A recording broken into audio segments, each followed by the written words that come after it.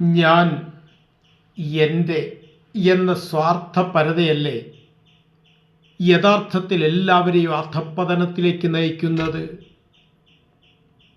ഞാനാണ് പ്രധാനി, എൻ്റെ കുടുംബമാണ് എനിക്ക് വലുത് അല്ലാന്ന് പറയുന്നില്ല.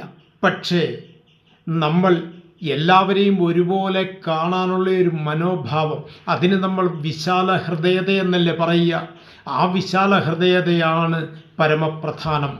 എല്ലാവരെയും ഒരുപോലെ കാണുവാൻ, നല്ല നിലയിൽ നമ്മെപ്പോലെ തന്നെ മറ്റുള്ളവരെയും അവരും നന്നാവണം, എല്ലാവർക്കും ഉത്കൃഷ്ടതയുണ്ടാവണം, ശ്രേഷ്ഠതയുണ്ടാവണം എന്ന് ചിന്തിച്ചുകൊണ്ട് ജീവിക്കാൻ, അതിനനുസരിച്ച് പ്രവർത്തിക്കുവാൻ.